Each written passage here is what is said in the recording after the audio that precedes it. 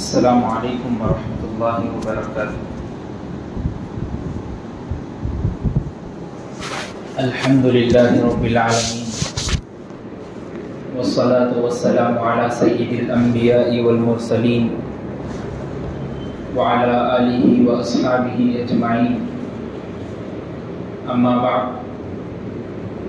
قال اللہ تبارک وتعالی فی کلامہ المجید والفرقان الحمید، اعوذ باللہ من الشیطان الرجیم، بسم اللہ الرحمن الرحیم،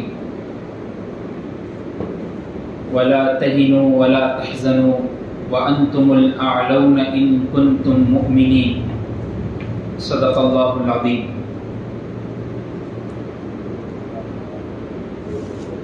معزز سامعین کرام اور بزرگ اور دوستو، اسلام ایک پاکیزہ مذہب ہے جو ہم کو بغیر محنت، بغیر کاوش اور بغیر جستجو کے مل گیا۔ ہم پیدا ہوئے تو ماں کی پیٹ سے نکلتے ہی ہمارے کانوں میں اذان و اقامت کہی گئی، اور اس کے بعد 7 دن کے بعد ہمارا عقیقہ ہوا، نام رکھا گیا۔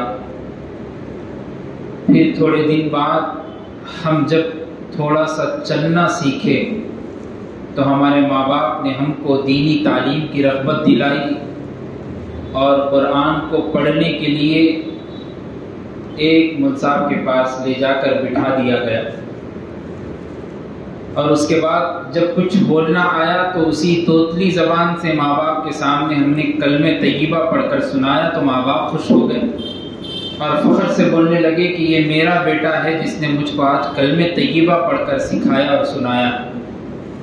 اس کے بعد تھوڑے بڑے ہوئے تو میچور ہوئے، عاقل ہوئے، بالغ ہوئے، دنیا کو سمجھنے والے بنے، مسائل کو سمجھنے والے بنے، مسائل کا حل تلاش کرنے والے بنے۔ اس کے پیچھے اسلام کی ایک بہت بڑی کاوش اور قربانی ہے جس سے ہم کو یہ سب کچھ ملا۔ آپ سوچیں، اگر اسلام کے لیے رسول کریم صلی اللہ علیہ وسلم نے اور صحابہ کرام رضوان اللہ علیہم اجمعین کی جماعت اور ٹیم نے وہ کام نہ کیا ہوتا محنتوں کا، تو ہم تک آج اسلام نہیں پہنچ سکتا تھا۔ حضور اکرم صلی اللہ علیہ وسلم کو جب نبی بنا کر دنیا میں بھیجا گیا،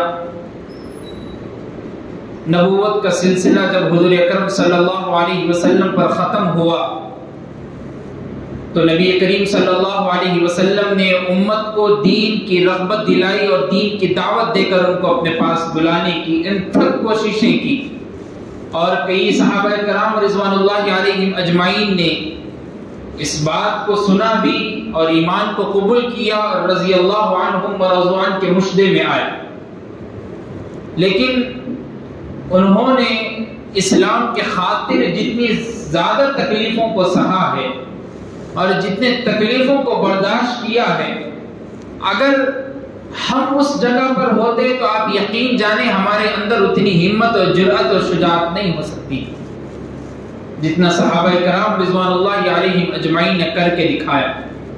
اور خود نبی پاک صلی اللہ علیہ وسلم کی ذات اقدس نے بھی اسلام کی وجہ سے ہم کو تعلیم دی۔ آپ سیرت نبویہ کو پڑھیے، سیرت کا مطالعہ کریے، آپ کو معلوم ہوگا کہ نبی کریم صلی اللہ علیہ وسلم کو قوت ملتی تھی حضرت ابو طالب اور اما جان حضرت خدیجہ الکبریٰ رضی اللہ عنہا کی وجہ سے۔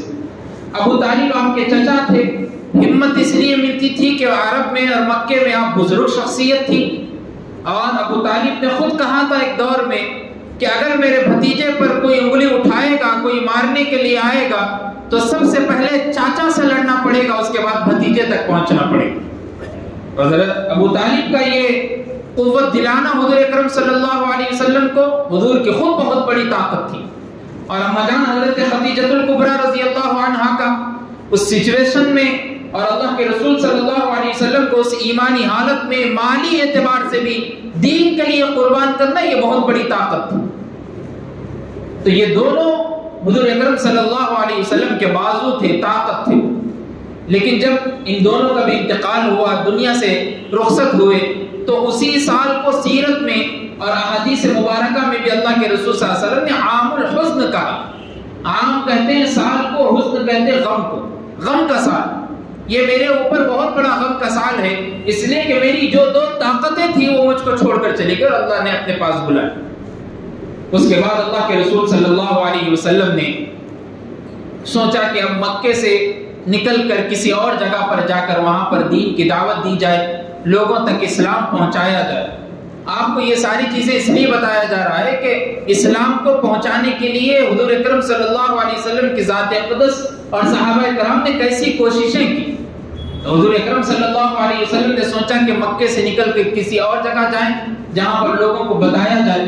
تو ذہن میں یہ بات آئی کہ طائف جاتے ہیں، وہاں جا کر لوگوں کو دین کی دعوت دیتے ہیں، لوگوں کو سکھاتے ہیں، اس لیے کہ طائف آپ کا ننیالی خاندان بھی ادھر تھا، اور آپ کے خود دائی حلیمہ، حضرت حلیمہ رضی اللہ تعالیٰ عنہ جس نے آپ کو دودھ پلایا تھا، وہ بھی وہیں کی رہنے والی تھی۔ تو ایک رضاعت کا بھی آپ کا وہاں رشتہ داری تھی اور ننیال بھی تھا، اور جو آپ کے پرنانا ہوتے ہیں ان کے وہاں پر کچھ خاندان کے لوگ رہتے تھے، تو ننیالی نسبت بھی تھی۔ تو اللہ کے رسول صلی اللہ علیہ وسلم نے سوچا کہ طائف جاتے ہیں، وہاں جا کر لوگوں کو دین کی دعوت دیں گے، وہاں پر سردار ہیں بڑے بڑے، ان کو سمجھائیں گے۔ جب اللہ کے رسول صلی اللہ علیہ وسلم کے ساتھ زید بن حارثہ ہے جو آزاد کردہ غلام ہے، ایک ہی صحابی ہے جو آپ کے ساتھ طائف کے اس سفر پہ جاتے ہیں، وہ طائف کا ایسا سفر، ایسا خطرناک، اور اللہ کے رسول صلی اللہ علیہ وسلم کو ایسی اذیتیں دینے والا سفر، آج بھی کبھی سنتے ہیں، آج بھی کبھی پڑھتے ہیں تو جسم پر رونگٹے کھڑے ہو جاتے، سننے والوں کی آنکھوں میں آنسو آ جاتے کہ کیا تھی نبی کریم صلی اللہ علیہ وسلم کی ذات اقدس، جنہوں نے اسلام کو پھیلانے کے لیے، اسلام کو ہمارے تک پہنچانے کے لیے اتنی تکلیفوں کا سامان کرنے کے باوجود بھی اسلام کے ڈنکے کو بجاتے رہے، یہ نبی کریم صلی اللہ علیہ وسلم کی ذات اقدس۔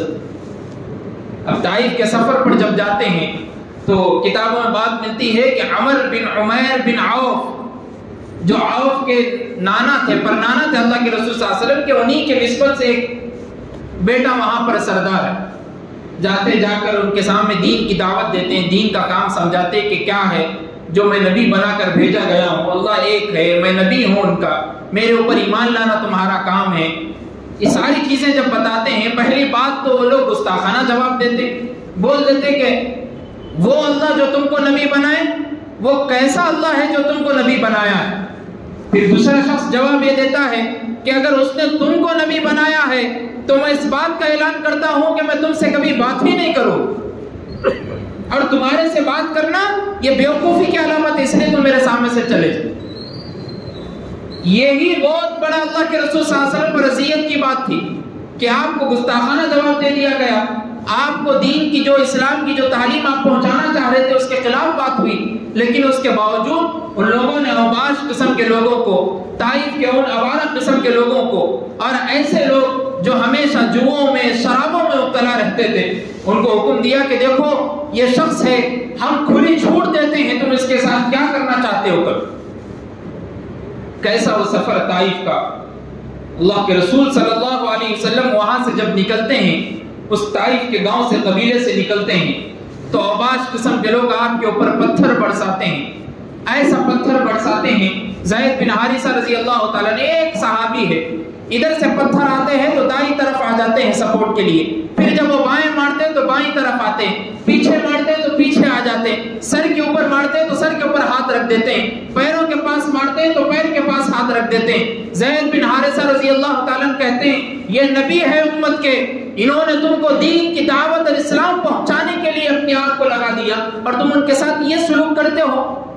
اور بعض قسم کے لوگ یہیں بھی نہیں رکے، جب اللہ کے رسول صلی اللہ علیہ وسلم کے پیر، ہاتھ، جسم مبارک سے خون لہو لہان ہو گیا تو ایک جگہ پر بیٹھے ہیں، جب بیٹھتے ہیں تو لوگ آتے ہیں، آ کر آپ کے دونوں ہاتھ میں بغلوں میں ہاتھ ڈال کر اٹھا کر کہتے ہیں چلو یہاں سے نکلو، بھاگو، اور جب تھوڑی دور پہ اللہ کے رسول صلی اللہ علیہ وسلم جاتے تو پھر پتھر برسا۔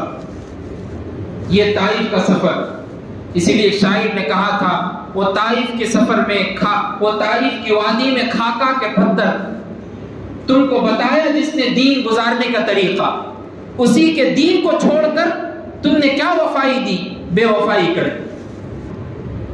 ہم نبی کریم صلی اللہ علیہ وسلم کے اسلام کو پہنچانے والے، دین کے اوپر ڈٹے رہنا ہے اور دین کے اوپر کام کرتے کرتے اپنی زندگی کو گزارنا ہے۔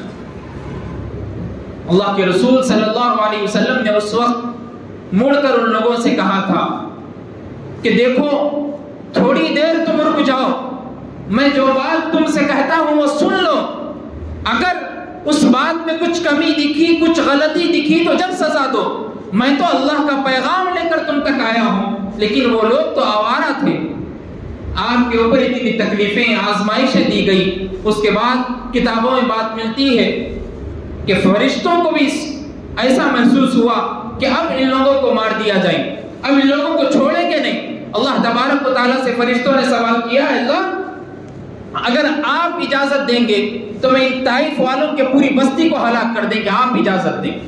اللہ تبارک و تعالیٰ نے ان لوگوں کو اجازت دی اور اجازت دے کر کہا کہ دیکھو تم جب طائف والوں کو ہلاک کرنے جا رہے ہو اس سے پہلے میرے محمد سے بھی پوچھ لینا کہ اس کی کیا رائے ہے، وہ اس بارے میں کیا کہنا چاہتا ہے۔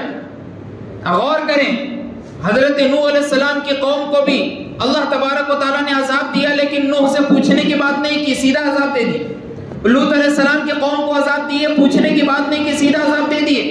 موسیٰ علیہ السلام کی قوم کو، فرعون کو ہلاک کر دیا سمندر میں، پوچھنے کی اجازت نہیں مانگ رہے، سیدھا ہلاک کر دے رہے۔ لیکن نبی کریم کی شان اقدس کو دیکھیے، اللہ تبارک و تعالیٰ فرماتے پہلے محمد رسول اللہ سے پوچھنا، اس کے بعد طائف والوں کے ساتھ کام کر۔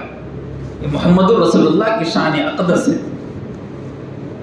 جبریل امین اللہ کے رسول صلی اللہ علیہ وسلم کے پاس آتے ہیں اور ساتھ میں جبل الملوک بھی ہے، وہ پہاڑوں کے فرشتے بھی ہیں۔ جبریل امین کہتے ہیں اللہ کے رسول، آپ کے ساتھ میرے ساتھ ایک فرشتہ ہے جو پہاڑوں کی رکھوالی کرتا ہے، جو نگران ہے پہاڑوں کا۔ اللہ سے ہم نے اجازت لے لی، اللہ نے حکم دیا کہ دیکھو جو کرنا کرو طائف والوں کے ساتھ، کیونکہ میرے نبی کے ساتھ انہوں نے ایسا برتاؤ کیا۔ لیکن اللہ نے ایک بات یہ بھی کہی ہے کہ اگر پہلے میرے نبی کریم صلی اللہ علیہ وسلم محمد رسول اللہ سے پوچھنا، اس کے بعد کام کرنا۔ اللہ کے رسول صلی اللہ علیہ وسلم کی ذات اقدس کو دیکھیے آپ، اللہ کے رسول صلی اللہ علیہ وسلم فرماتے کیا اللہ نے اس معاملے کو میری بات پر موقوف رکھا ہے؟ تو جبریل امین نے کہا ہاں، اگر آپ کی اجازت ہے تو کریں گے، اگر آپ اجازت دے دیں میں ان دونوں پہاڑوں کو، طائف کی وادی ان دونوں پہاڑوں کے بیچ میں ہے، ان دونوں پہاڑوں کو دبا دوں گا اور مس کر دوں گا اور پورے لوگوں کو سورما کر دوں گا، کوئی آدمی پہچاننے کے لائق نہیں رہے۔ ہمارے استاد محترم طائف کی وادی کا سفر بھی کیے تھے، تو تھوڑے دن پہلے ملاقات ہوئی تو میں نے پوچھا تو استاد فرما رہے تھے کہ میاں ایک قدم 1 کلومیٹر چند میل کا فاصلہ بھی تم پہاڑ پہ طے نہیں کر سکتے، اپنے اندر اتنی طاقت نہیں ہے کہ ہم پہاڑ پہ چڑھ کے اتر سکیں، لیکن نبی کریم صلی اللہ علیہ وسلم کی ذات اقدس ہے، پتھراؤ کا برساؤ ہے، پتھریں ماری جاری، نوکیلی پتھریں آپ کے اوپر برسائی جاری، ایسا خون نکل رہا ہے جو جوتیوں میں بھر گیا ہے، آپ کے جسم مبارک پر ایک ایک ایک ایک پتھر کا نشان لگا ہوا ہے، اس کے باوجود بھی پہاڑ پر چڑھتے ہیں طائف کے، پھر اترتے ہیں۔ یہ نبی کریم صلی اللہ علیہ وسلم کی ذات اقدس، ہمارے اندر اتنی ہمت نہیں کہ ہم چڑھ سکیں۔ اللہ کے رسول صلی اللہ علیہ وسلم نے کیا کہا؟ اللہ کے رسول صلی اللہ علیہ وسلم فرماتے ہیں دیکھو کیا معلوم، اللہ نے مجھ کو رحمت للعالمین بنا کر بھیجا ہے، میں عذاب دینے والا نبی نہیں ہوں، میں رحمت للعالمین ہوں۔ میں نہیں چاہتا کہ طائف والوں کی وادی اور بستی پر کوئی قہر اور عذاب ہو، میں ان کو معاف کرتا ہوں۔ کیا معلوم یہ لوگ نہیں سدھر سکے، ان لوگوں نے مجھ پر ایمان نہیں لایا، ان کی نسل میں، ان کے اولادوں میں کوئی ایک آدمی ہوگا جو پوری دنیا میں چرچا کرے۔ اور آپ کو معلوم ہونا چاہیے ایشیا کا بر عظیم، ہندوستان، پاکستان، سندھ، پنجاب، ملیشیا، ہر جگہ پر ایشیا میں جتنے اسٹیٹ آتے ہیں ہر جگہ پر اسلام جو پہنچا وہ طائف کا ایک شخص تھا جس کی وجہ سے آج تک یہاں پر اسلام پہنچا، محمد بن قاسم ثقفی، جنہوں نے اسلام کو پہنچایا ہمارے ہندوستان میں۔ کون تھا؟ طائف کا ایک شخص۔ اللہ کے رسول صلی اللہ علیہ وسلم کی یہ دعائیں تھی طائف کے لیے۔ اور کیوں کھائے اتنے مار؟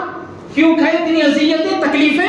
اسلام کو پہنچانے کے لیے، مسلمان کو مسلمان بنانے کے لیے، ایمان والے کو مومن بنانے کے لیے۔ اور مومن جب بندہ بن جاتا ہے تو کتنی بھی زیادہ اس کے اندر تکلیفیں دے دو، وہ سوائے اللہ کے کسی اور کے سامنے جھک نہیں سکتے۔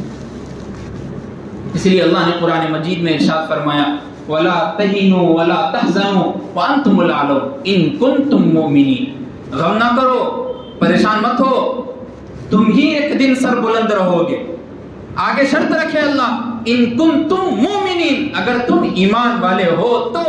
ایمان والے نہیں ہیں تو پھر تم پست قدمی رہے، تمہارا نیچا ہی طبقہ رہی۔ اللہ کے رسول صلی اللہ علیہ وسلم کا وہ طائف کا سفر، اس کے بعد صحابہ کرام رضوان اللہ علیہم اجمعین کا ایمان لانا، ان کا بھی ایمان لانا، ایسا ایمان لانا کہ ان کے بعد ان کے سرداروں نے، ان کے ماننے والوں، ان کے مالکوں نے ان کے اوپر ایسے عذابیں دی، ایسا ان کے اوپر تکلیفیں دی۔ زبیر رضی اللہ تعالیٰ تقریباً احادیث مبارکہ میں آتا ہے جب وہ ایمان لے کر آئے، اسلام لے کر آئے، تو اسلام لے آنے کے بعد ان کا مالک تھا خباب رضی اللہ تعالیٰ، ان کا مالک تھا، وہ کہتا تھا کہ تم اسلام لے کر آئے، اسلام لے آنے کے باوجود بھی ان کے اوپر ایک گرم پتھریلی پتھر کو ان کی پیٹھ پر رکھ دیا جاتا، اور جب تک داغا جاتا، جب تک وہ نہیں کہتے کہ میں اسلام کو چھوڑ چکا ہوں۔ اور خباب رضی اللہ تعالیٰ کے ایمانی جوش اور حرارت دیکھیے آپ، اس کے نشان پڑ چکے، وہ ٹھنڈا ہو گیا پتھر، لیکن اس کے باوجود بھی کہتے ہیں میں اللہ اور اس کے رسول پر ایمان لیا۔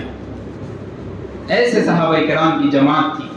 اس کے بعد بھی وہ خاموش نہیں بیٹھا، آپ کے گلے میں رسی ڈال کر کھینچتا تھا، یہاں تک کہ کتابوں میں بات ملتی ہے کہ رسی گلے میں اٹکنے کی وجہ سے زبان باہر آ جاتی، لیکن اس کے باوجود بھی خباب رضی اللہ تعالیٰ نے ایمان سے اپنے قدم کو نہیں ہٹایا، اسلام پر ٹکے رہے اور مضبوطی کے ساتھ تھامے۔ یہ صحابہ کرام کی ٹیم تھی جنہوں نے ایمان اور اسلام کو پہنچانے کے لیے اتنی سخت تکالیف کو برداشت کیا۔ اس کے بعد آج ہمارے پاس بغیر مانگے، بغیر کچھ کام کیے، بغیر کچھ محنت کیے ہمارے پاس اسلام آ گیا۔ ہمارے ابا مسلمان، ہم مسلمان، بیٹے آنے والے مسلمان، پوتریاں آنے والے آگے مسلمان، کسی کچھ محنت کرنے کی ضرورت نہیں۔ کبھی آپ نے غور کیا یہ جو ہمارے پاس اسلام پہنچا، اللہ اس سے کیا کام کرنا چاہ رہے؟ اللہ اس سے کیا لینا چاہ رہے؟ کام یہ لینا چاہ رہے کہ تمہارے پاس جو بغیر محنت کے اسلام پہنچا، اس کو تم محنت کر کے دوسروں تک پہنچاؤ۔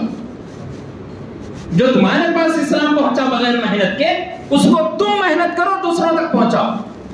اس لیے آج کی سچویشن میں، آج کے زمانے میں غیروں سے مل کر اسلام کی بات کریے، بتائیے کہ ہمارا مذہب کسی کو گالی دینے والا مذہب نہیں ہے، ہمارا مذہب دہشت گردی کا مذہب نہیں ہے، ہمارا مذہب تشدد کا مذہب نہیں ہے، ہمارا مذہب قتل و غارت گیری کا مذہب نہیں ہے۔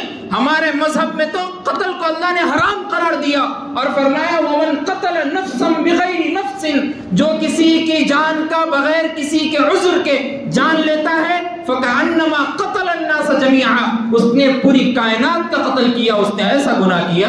ہمارے اللہ نے تو ہم کو ایسا حکم دیا، تو ہم کسی اور کا قتل کیا کریں؟ ہمارا مذہب اور ہمارا اسلام اس کی تعلیم نہیں دیتے۔ اب لوگوں میں جا کر اس کی دعوت دی، بتائیں آج جو حالات آپ کو معلوم ہو رہے ہیں خاص طور پہ ہندوستان کے، میں کہنا چاہتا ہوں ہندوستان وہ پہلا والا ہندوستان نہیں رہا جس میں یکجہتی کا لوگوں نے تعلیم دی تھی، جس میں لوگ ایک پلیٹ میں بیٹھ کر 4 مذہب کے لوگ کھایا کرتے تھے، وہ ہندوستان نہیں رہا۔ ہندوستان تو اب یہ ہو گیا کہ ایک ٹرین میں 4 لوگ 4 ڈبے میں الگ الگ جگہ پر بیٹھے ہیں، ایک شخص آتا ہے چاروں کو چن چن کر مارتا ہے، پورے مسلمان ہندوستان میں۔ اور ویڈیو وائرل ہو گئی، چیتن سنگھ کہتا ہے کہ دیکھو اگر تم کو ہندوستان میں رہنا ہے تو یوگی اور مودی کو ووٹ دینا پڑے گا جب تم ہندوستان میں رہو۔ یہ کیا سیاست چل رہی؟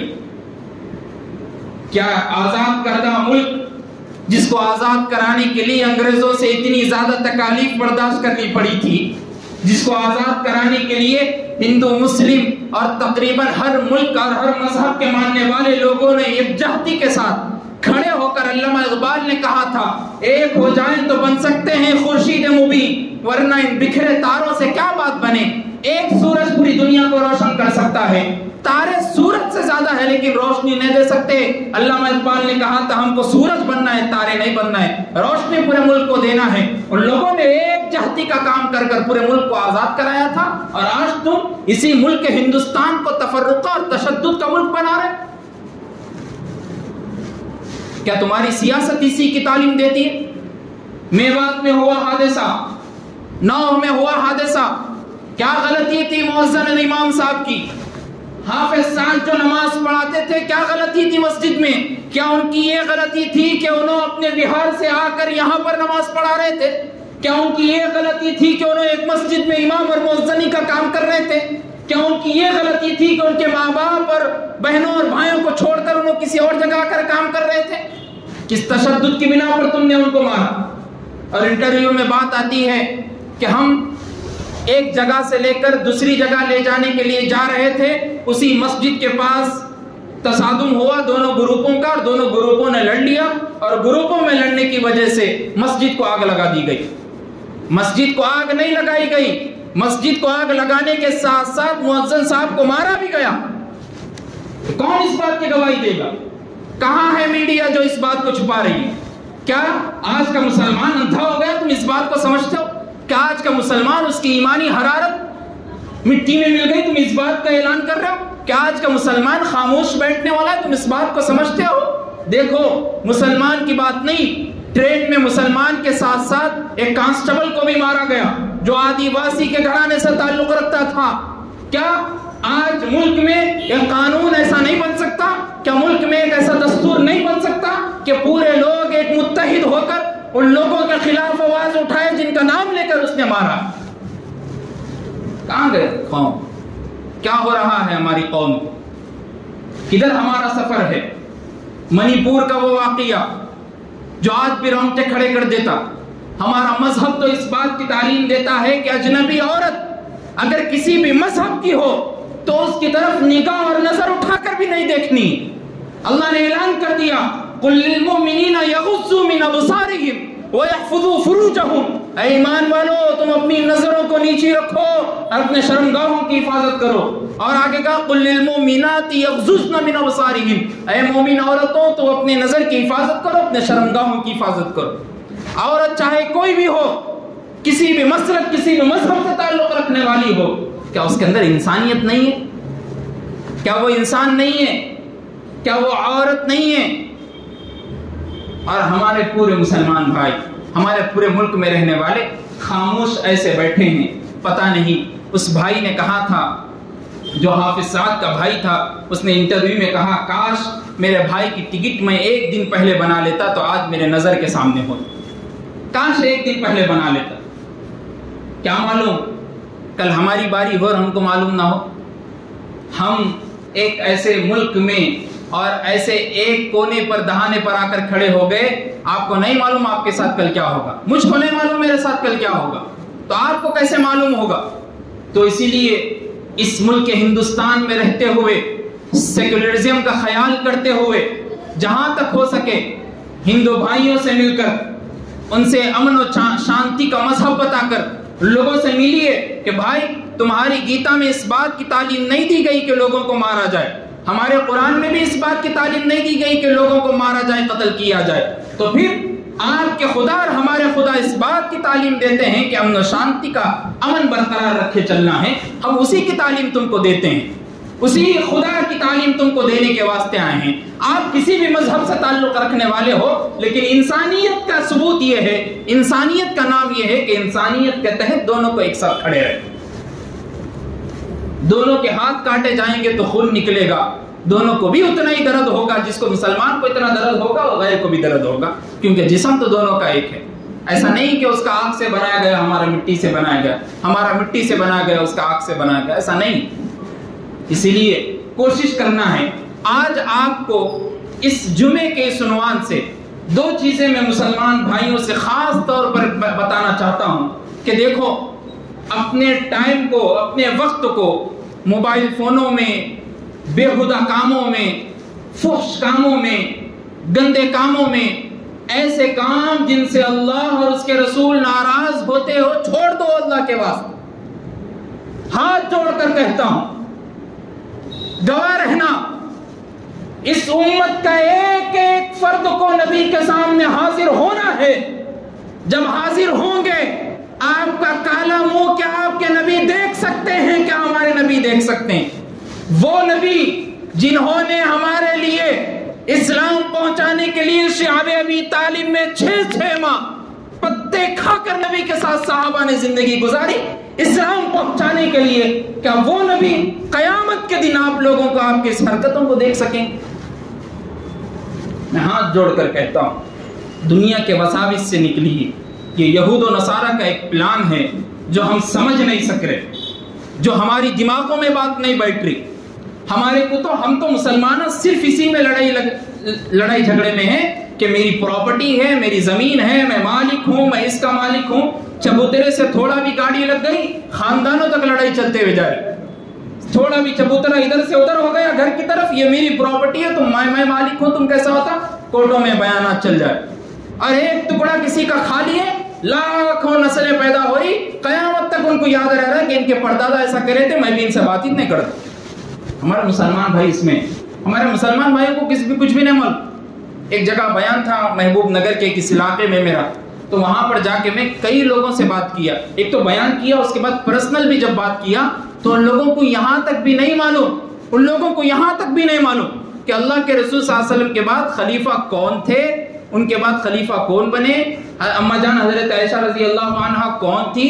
ایک آدمی تقریباً 55 سال 50 سال عمر ہوں گی، بتا رہے ہیں کہ اما جان حضرت عائشہ اللہ کے رسول صلی اللہ علیہ وسلم کی والدہ تھی. بھائی حیرت افسوس کا مقام ہے. اور ہم کس میں ہیں؟ انہوں ہمارے دشمن ہیں، ہم ان کو سلام نہیں کرتے. ہم کس میں ہیں؟ انہوں ہمارے سے مال کھینچ کے لے لیے، ہم ان سے سلام نہیں کرتے. ہم کس میں ہیں؟ انہوں ہمارے بیٹے کو بیٹی نے دیا، ہم ان سے سلام نہیں کرتے. ہم کس میں ہیں؟ انہوں ہماری بیٹی شادی کا جہیز پوچھے، ہم ان سے سلام نہیں کرتے. ہم وہی سلام میں اٹکے ہوئے، ہمارے کو معلوم بھی نہیں. افسوس ہے، بے حسی کا عالم دیکھیے آپ. نبی کریم صلی اللہ علیہ وسلم نے قبر کے سامنے سے گزرتے وقت سلام کرنے کا حکم دیا، السلام علیکم یا اہل القبور. اور ہمارے لوگوں کا بے حسی کا عالم یہ ہے کہ بغیر مطلب کے زندہ لوگوں کو سلام بھی نہیں کرتے. مطلب ہے تو سلام ہے ورنہ کلام بھی نہیں. ہمارا عالم یہ ہے. نکلیے آپ، معاشرے کو بچائیے. آپ ہندوستان کے فیوچر ہے، آپ ستارے ہیں، آپ اسٹار ہیں. آپ سے چلنے والا ہمارا اسلام ہے، آپ سے چلنے والا ہمارا معاشرہ ہے، آپ سے چلنے والا ہمارا مسلم ماحول ہے، آپ سے چلنے والا ہماری مسلم سوسائٹی ہے، آپ سے چلنے والا ہمارا مسلم گھرانہ ہے. اگر آپ پس قد رہیں گے، اگر آپ پس پشت پڑے رہیں گے، پیٹ پیچھے رہیں گے تو بتائیے پھر اسلام کو کون بچائے گا؟ اس لیے سب سے پہلے نوجوان سمجھیں اس بات کو، نکلیں برے کاموں سے، فحش باتوں سے. دوسری بات خاص طور پہ ہر مسلم بھائی مسلمان بھائی سے لا تعلق مت بنی. ہر مسلمان بھائی کا فریضہ بنتا ہے کہ دوسرے مسلمان بھائی سے بات کرے. یہ دشمنیاں اسی لیے پیدا ہو رہی، ہمارے اوپر کوئی قابض اس لیے ہو رہا کہ ہم اپنے آپ کو نہیں سمجھے آج تک. ہم تو اپنے آپ کو نہیں سمجھے آج تک. اللہ کے رسول صلی اللہ علیہ وسلم نے فرمایا لا يحل لمسلم ان يهجر اخاه فوق 3 ليال. کسی مسلمان کے لیے حلال نہیں کہ وہ اپنے مسلمان بھائی سے 3 دن سے زیادہ بات چیت نہ کرے. 3 دن ہو گئے، اب حرام کام ہو گئے. 1 دن 2 دن 1 گھنٹہ 1-2 گھنٹے میں بات چیت شروع کر دیجئے. سال ہو جا رہے، زمانے ہو جا رہے، صدیاں گزر جا رہی، اب تک بات چیت نہیں. بچے کو معلوم بھی نہیں کہ پھوپا کون ہے اور ماموں کون ہے. ایسی رشتہ داریاں ہماری. نکلیے آپ، اس دور سے نکلیے. اسلام کو بچانے کی بات آ گئی، اسلام کے تحفظ کی بات آ گئی، مر مٹنے کے لیے تیار رہنے کی بات آ گئی. اس لیے شاعر نے کہا تھا کہ اف یوں ہو توہین اسلام اور ملک ہمارا ہو، کیوں نہ ہو جگر ٹکڑے ٹکڑے اور دل پارا پارا ہو. صبر کی حد ہوتی ہے، کوئی کب تک آخر صبر کرے گا. اس بے شرمی کے جینے سے بہتر ہے کہ ہم ڈوب مرے. اب ایسی ہی بات ہے کہ ایسی نوبت ہو گئی. میں آج کے اس جمعے سے آپ کو اسی ٹاپک پہ بات کرنے کے لیے بیٹھا تھا، اور خاص طور پہ اس مسجد میں میرے کو بیان کرتے کرتے تقریباً 1 سال کے قریب ہو گیا، اور 1 سال ہو گیا. اس سے پہلے کئی اساتذہ اور کئی بڑے حضرات، خطیب حضرات یہاں پر بیان کرتے تھے. ان لوگوں سے بھی میں نے بات معلوم کی، اور میرا خود 1 سال کا تجربہ ہے. اس کے بعد یہ بات میں ممبر پر بیٹھ کر کہتا ہوں کہ اس مسجد اور اس ایریا اور اس کالونی کا حال یہ ہے کہ امام صاحب، خطیب صاحب مؤذن صاحب, متولی صاحب اور چند لوگ, 2-3 لوگ مسجد میں نماز جمعہ, اذان جمعہ سے پہلے آ جاتے. بقیہ پورے لوگ سوسائٹی کے, پورے لوگ محلے کے, مول صاحب کا بیان شروع ہونے کے بعد یا تو بیچ میں آئیں گے یا تو اینڈنگ میں آئیں گے. یہ 1 سال کا میرا تجربہ ہے, ان لوگوں کی بات نہیں کر رہا ہوں, لیکن معلوم کیا تو ایک مول صاحب بتائے کہ مول صاحب میں تو یہاں پر تقریباً 20 سال خطابت کرا تھا, 20 سال کے لگ بھگ خطابت کرا تھا. میں بولتے بولتے تھک گیا, میری ہڈیاں کمزور ہو گئی اور میں وفات کے قریب ہو گیا, لیکن لوگ نہیں سدھر سکے. تو میں بھی وہی سوچا کہ اگر میں یہاں پہ بیٹھ کے بولوں گا تو اتنے بزرگ 20 سال بول کے چلے گئے, نہیں سدھر سکے, میرے ایک بات بولنے پہ کیا سدھریں گے. دیکھیے اب آپ کے ہاتھ میں ہے. ہم جو بیان کرنے کے لیے میں آپ کے پاس آتا ہوں, تقریباً اول سٹی سے یہاں پر آنا, اور میں گھر سے 1-1.5 گھنٹہ پہلے نکل کے تمام اوقات کو آپ کے لیے قربان کرنے کے لیے ہم یہاں پر بیٹھ کر آپ کو 3-4 تقریباً بیان ہوتا 20 منٹ 25 منٹ, زیادہ سے زیادہ آدھا گھنٹہ, 30 منٹس دین کی بات کے لیے ہم ٹائم نہیں نکال سکتے, قرآن و حدیث کی تعلیم کے لیے ہم ٹائم نہیں نکال سکتے, اللہ اور اس کے رسول کی باتیں سیکھنے کے واسطے ٹائم نہیں نکال سکتے, اسلام شریعت کیا چیز ہے اس کو ماننے کے لیے ٹائم نہیں نکال سکتے. کہ کئی کے مسلمان, کیا ہمارا مذہب, کس پہ جی رہے ہم, کیا کر رہے ہم, کیسے مسلمان ہو گئے, سمجھ میں نہیں آیا. اس لیے میں آپ سے ادباً اپیل, گزارش کرتا ہوں, ریکویسٹ کرتا ہوں کہ آئیے مسجد میں بیٹھیے. اذان ہوتی ہے 12:30 کو, 12:40 کو بیان شروع ہوتا, جلد از جلد نماز ہو جاتی ہے, اس کے بعد آپ دوسرے کاموں میں مصروف ہو سکتے, اس لیے کہ اللہ تبارک و تعالیٰ نے خود حکم دیا جب تم کام کر لو, نماز پڑھ لو جمعے کی, اس کے بعد فسعوا الی ذکر اللہ وذروا البیع ذالکم خیر لکم ان کنتم تعلمون. اب خرید و فروخت بازار میں نکل جاؤ, اب کمانے کے لیے نکل جاؤ, اللہ کا حکم مانتے ہوئے ڈیوٹی کریے, کام کریے. لیکن اللہ کا حکم یہ بھی ہے, یا ایھا الذین آمنوا اذا نودی للصلاۃ من یوم الجمعہ فاسعوا الی ذکر اللہ, دوڑتے ہوئے بھاگتے ہوئے اللہ کے ذکر کی طرف آؤ. مطلب کیا ہے, کان میں اذان بیٹھی, اللہ اکبر, کام تمام چھوڑ دیے, شٹر بند کر دیا, اللہ کے دربار میں حاضر ہو گیا. اللہ آپ بلائے, میں نہیں آؤں, میں تو ایسا بندہ ہو ہی نہیں سکتا. یہ آپ کے اندر رہنا ہے, یہ دل میں بات جمائیے آپ. تو آپ سے گزارش تھی, اللہ تعالی عمل کی توفیق عطا فرمائے. جو حضرات سنتیں نہ پڑھے وہ سنتیں پڑھ لے. وآخر دعوانا الحمدللہ رب العالمین.